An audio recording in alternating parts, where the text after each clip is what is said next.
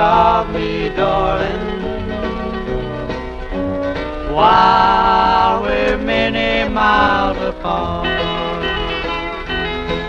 Oh, please be true to me, my darling. While we had the group, Buddy, Bob, and Larry, there was a local fellow that saw a chance to use them, and others did too. It wasn't just him. They would invite these boys to parties and tell them to bring their instrument, you know, and they thought they were guests at the party. What they really turned out to be was the entertainment for the party, free of charge.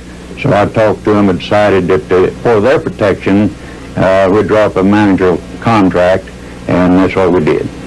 He listened to Elvis and visited with him some, and they compared guitar beats and this, that, and the other, and he really was a fan of Elvis Presley from that day on.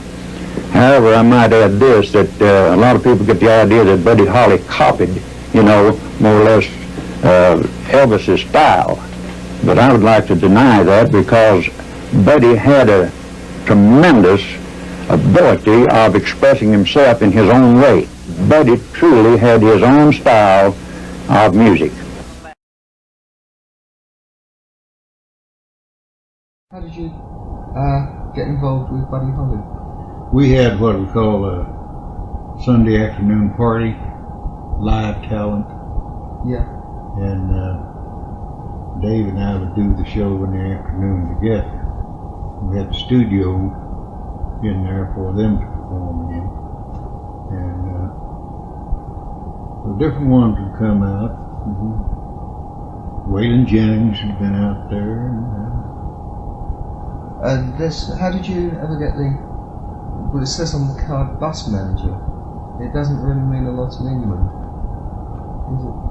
Does it have a significance? His business manager? Is that, was it short for business? We thought it might have been road manager. No. No, how come you to do that?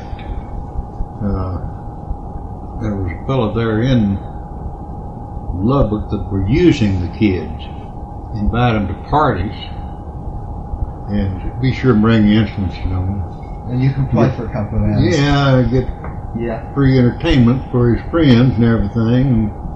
And so I told the boys, I said, well, I can't travel with you, and you'll go on, but right at the present time I'll draw up a contract. Anybody that uses you has to come through me. So that you could get them a fee for playing? Yeah. So in other words, I booked them out around store openings and things like that, you know, and they got paid for it. And then later on, after this was Buddy, Bob, and Larry, and then but when he first started coming out to KDAB, he and another kid, Jack somebody, was singing together, and Buddy just had so much more talent and drive about him. Could you see that straight away? As soon as you heard him perform, you could tell that straight away. He was a natural. Nobody discovered Buddy Holly. No. Buddy Holly would have been regardless. You know, whether I'd have been around or somebody else around or anything, just happened that I was in the position to give him a break. And I took an interest in them, and I reorganized and got Buddy, Bob, and Larry instead of the duet. That worked for a while, and then that's when the Crickets were formed in. When they introduced drums. When Elvis had drums, the Crickets still followed suit. Yeah.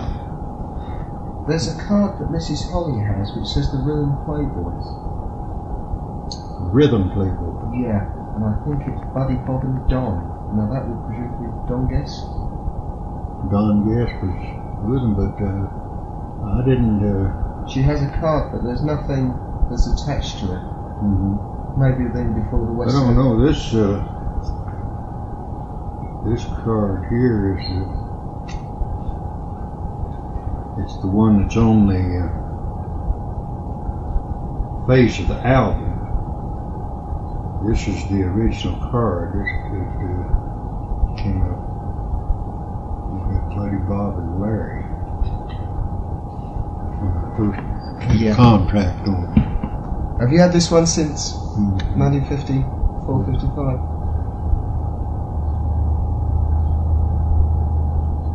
That's a piece of history in itself. Yeah. I have clippers that he was wearing, that he had in his pocket, nail clippers when he was killed. And I have a belt. Bob is, Buddy's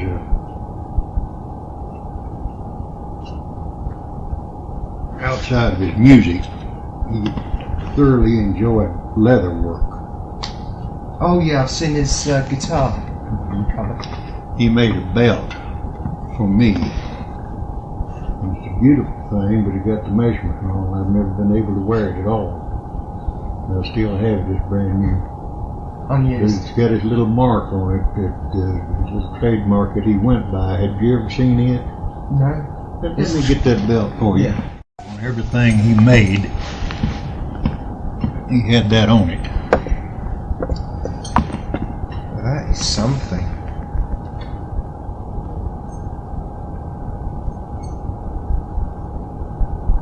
That will go into the museum over there when we get further along with that at Lubbock, you know. Yeah. Is this the Buddy Holly Memorial Foundation? Uh-huh. I was talking to Larry Corbin this morning.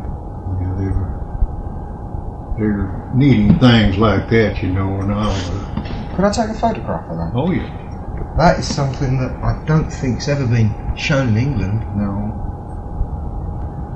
They've always interviewed me at the station or meet me in Lubbock, interview me there, and this is always here at the house, so... No one's ever seen that. I think I probably need a flash on it. But Larry was a good, strong, staunch supporter of Buddy, too. Well, it seems that all his family were behind him. Yes. They never interfered at all. No, they were for him and encouraged him. And then I introduced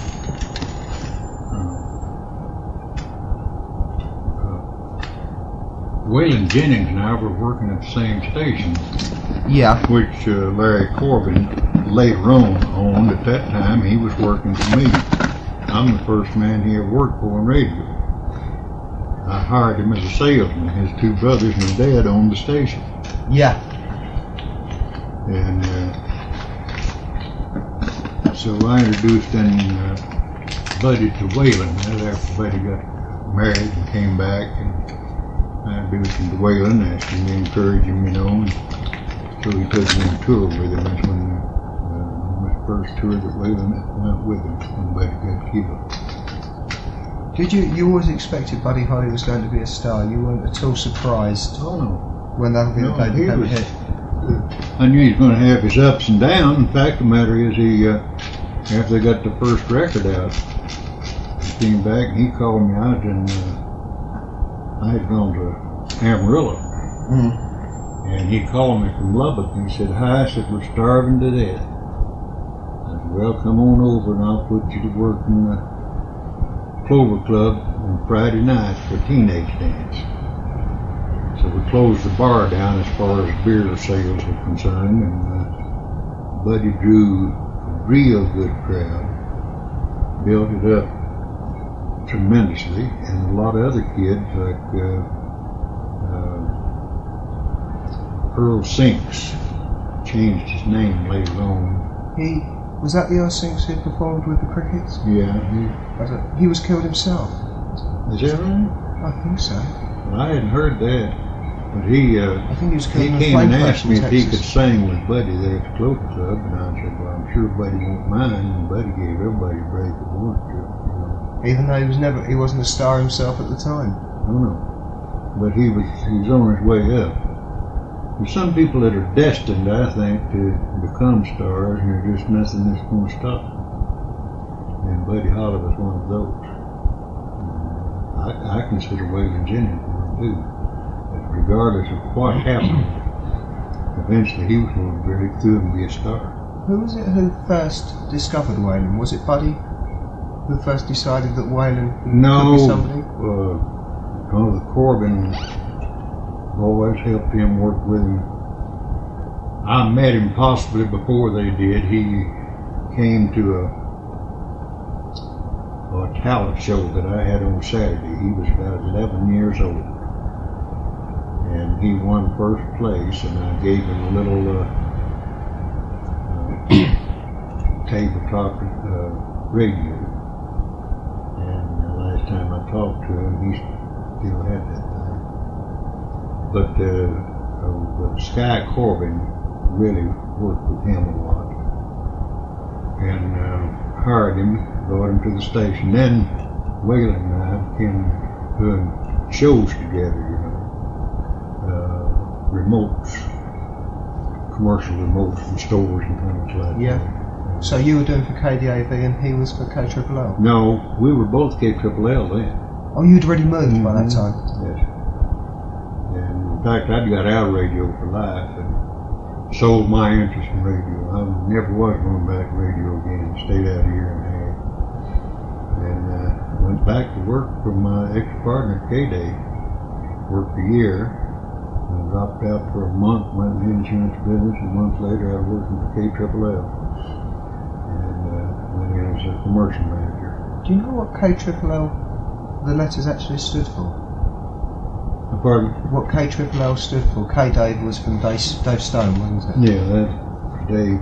KLLL, I don't know. McAllister was the one that gave that station the call letters. And I never did know. I don't suppose Corbin knew. Well, Larry Corbin says it was for Lubbock, Laugh and Listen. Well, He said that McAllister used to joke about it. Well, He said he never did find out whether it was he did. true. I've heard him joke about it, but whether that was the reason for it or not, like we had a station in San Angelo, KWFR, and the main stockholder in it, the president of the corporation, was I was manager of the station. His name was Walt Foster. And everybody kidded about the station call letters, keep Walt Foster rich, KWFR. So you see, really, I don't know why they called it KLLL. I do know the story on K-Day, of course, because we talked about it. And then when we put one in at Amarillo, I gave it the call letters, KZIP, KZIP. What was that for? Just full of life, zip. And then the one put in San Angelo, I had no interest in it, but I had they put it in, and I gave it the call letters KPEP, KPEP.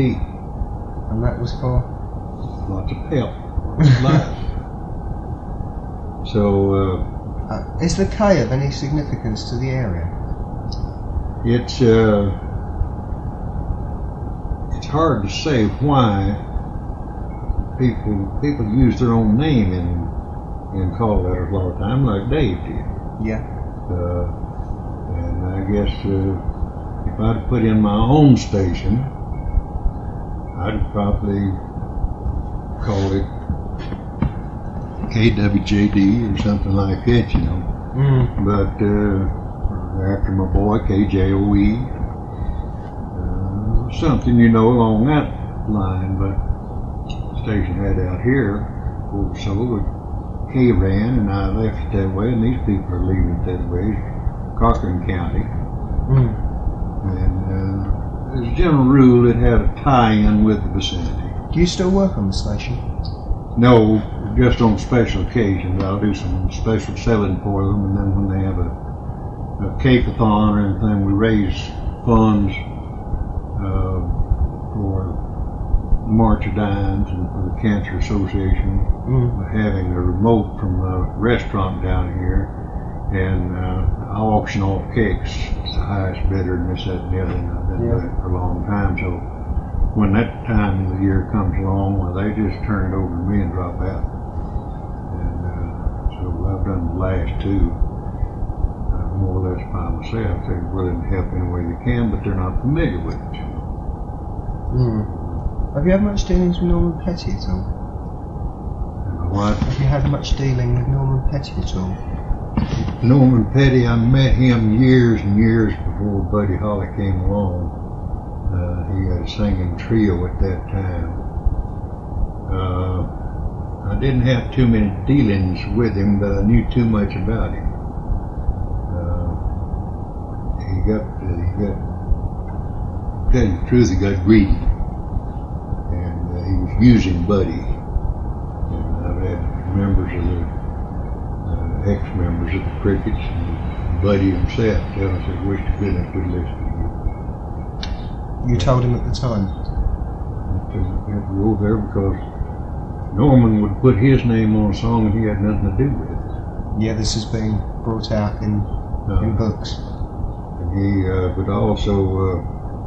Do you have a copy of the book? Have you ever read it yourself? Oh, yeah. I was going to say, you can have my copy if you... I have both copies of the book, and then I also have all the...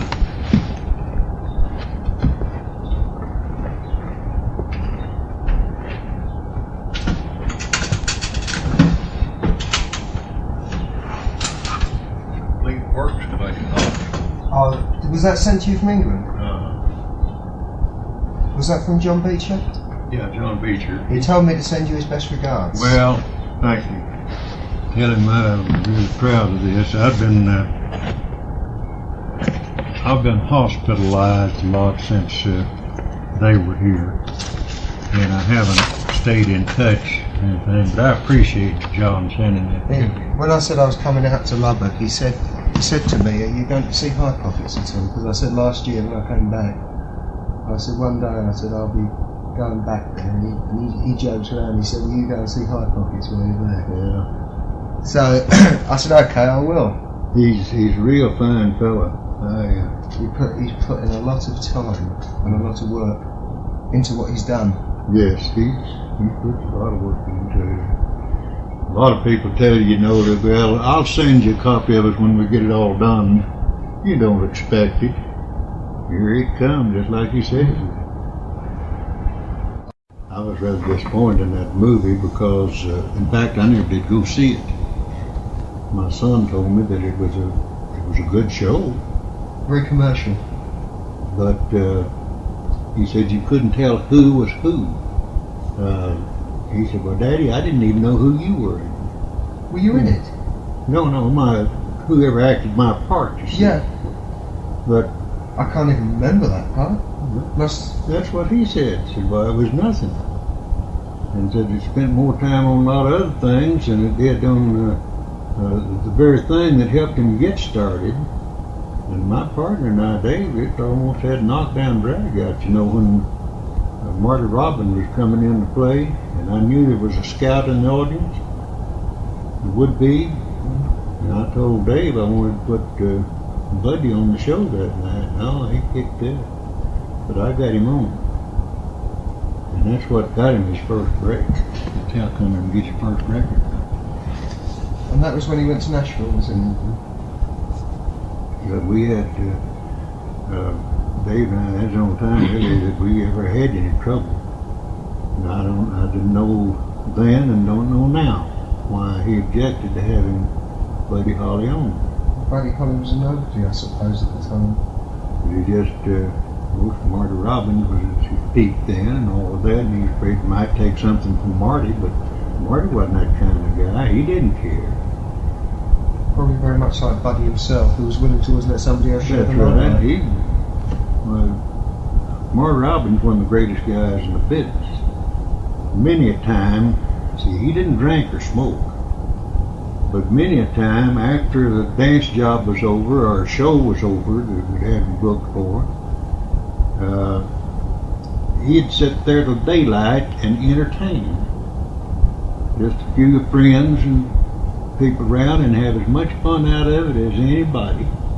Play piano, play guitar, sing, cut up, tell stories, and just thoroughly enjoy himself,